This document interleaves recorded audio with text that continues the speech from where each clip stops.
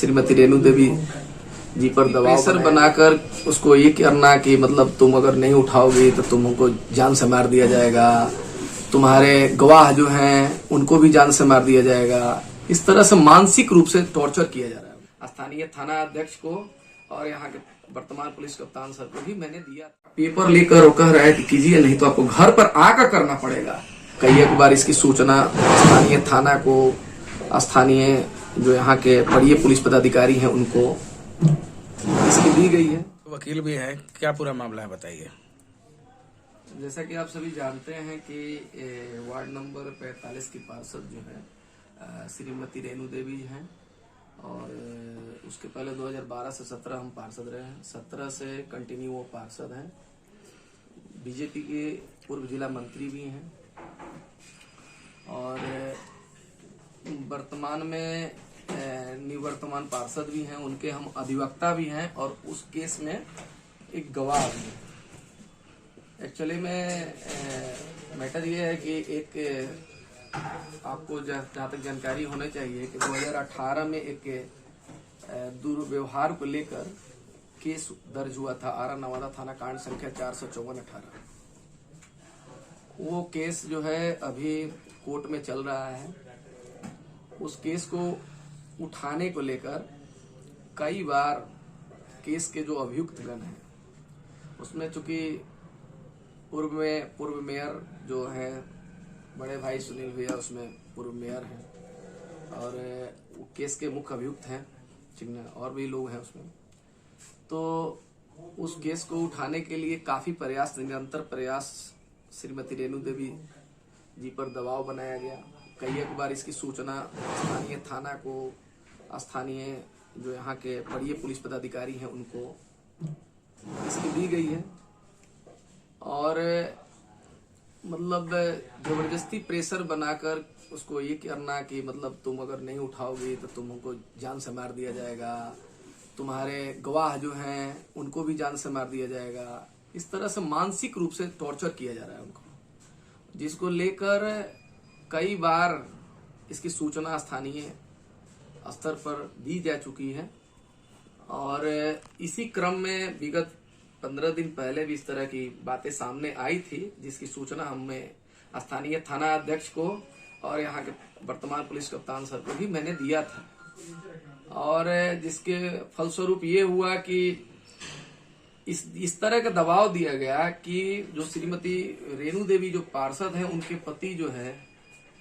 मतलब इतना डिस्टर्ब हो गए कि उनका बीपी हाई हो गया और इस क्रम में उनकी स्थिति ये हुई कि वो पैरालिसिस के शिकार भी हो गए। और जब उनको इलाज मानवता का इतना शर्मसार देखिए हुआ कि जब इलाज कराने के लिए उनको एक निजी क्लिनिक जज कोठी के पास जब भर्ती कराया गया तो वहां तक भी इन लोगों ने पीछा नहीं छोड़ा और वहां तक भी जो है दिनांक 16 तारीख को लगभग समय 3 बजे के आसपास में, मैं उस समय बाहर था आउट ऑफ स्टेट था, मुझे फोन से श्रीमती रेणु देवी ने अपने मोबाइल से कॉल करके सूचना दी कि देखिए यहाँ पर हमारे क्लिनिक में कुछ दबंग लोग आए हुए हैं और वो बोल रहे हैं कि आप इस पर साइन कर दीजिए, आपका हस्बैंड का जो इलाज हो रहा है उस सारा का सारा फ्री हो जाएगा, ठीक ना।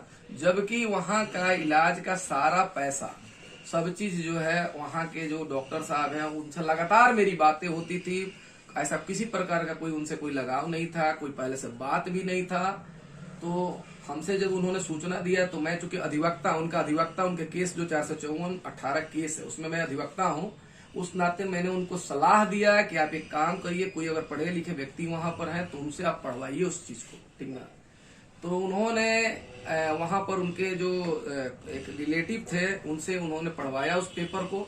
पढ़वाने के बाद में पाया गया कि उस 454/18 के जो अभियुक्त हैं और उनका जो केस जो है उठाने की बात है और उसी दिन केस का डेट भी था कोर्ट में। कौन अभियुक्त है? बिहार न्यायालय में एक कोर्ट में SC/ST जो कोर्ट है उसमें उस दिन 16 तारीख को डेट भी था। अभियुक्त कौन है? इस मामले को लेकर वीडियो जो वायरल किया गया है उसमें मतलब क्या वही वीडियो है जो?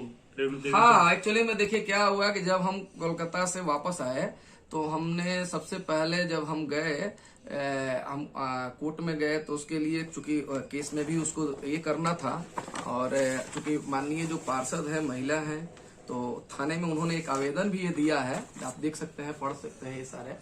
ये आवेदन भी स्थानीय थाना अध्यक्ष को मिलकर दी थी। चूंकि हम अधिवक्ता हैं तो हम भी उनके साथ थे, ठीक ना। आवेदन में ऑलरेडी ये उस पूरा घटना को सीसीटीवी फुटेज जो है लगा हुआ, जो वहां पर उसकी जांच करने के लिए मांग की गई थी, ठीक ना। जिसमें कल एक्चुअली में उन्होंने जो ये मामला जो अपने पास रजिस्टर्ड किया है उस को लेकर जो उमेश प्रसाद जी जो वहाँ के जो इंचार्ज जो है वो हमको फोन किए थे कि आप आइए, तो हम लोग गए थे। वहां पर गए तो पाए कि वहां पर जो डॉक्टर साहब ने सीसीटीवी फुटेज दिया था उनके समक्ष ही लिया था।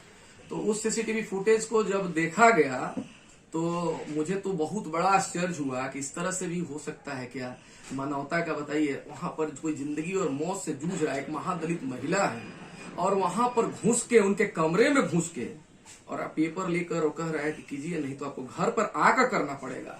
और मैंने तो एक की पहचान हम लोगों ने कर रखा है। उनका जो नाम है, जैसा कि हमको देखने में पहले भी उन्होंने उनके आपराधिक इतिहास भी रहा है। कौन है वो? उनका नाम आकाश कुमार करके है, जो कि उस केस के जो अभियुक्त हैं उनके साथ ही वो रहते हैं, ठीक ना।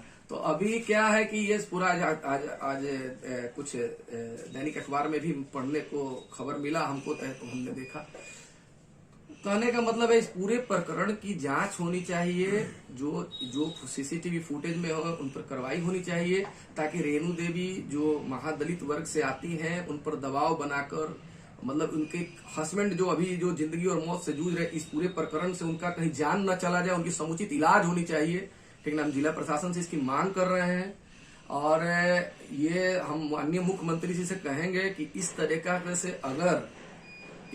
से अगर एक मतलब प्रतिनिधि के साथ होगा, छोटे स्तर के प्रतिनिधि के साथ होगा, तो कहां से न्याय मिलेगा, कहां से जीरो टॉलरेंस की जो बात हो रही है कहां से हो पाएगा। आप खुद बताइए, अभी तक थाना में जो अंकित किया गया और वीडियो फुटेज सामने आ गया, उससे चिन्हित भी हो गया कि कौन थे, उन पर अभी तक क्या क्या कार्रवाई हुई हमें तो पता नहीं चल पा रहा है, ठीक ना। लेकिन हम लोग अपने बचाव में, चूंकि रेणु देवी का जान न चला जाए, उनके हस्बैंड का जान न चला जाए, हम गवाह हैं, हमारा जान या हमारे परिवार का जान या अन्य गवाह हैं उनमें उनका जान न चला जाए, क्योंकि देखिए वो हाई प्रोफाइल आदमी है, हर चीज से संपन्न लोग। कौन लोग हैं वो, उनका क्या नाम? देख रहे हैं ना, 454-18 के केस के जो अभियुक्त है।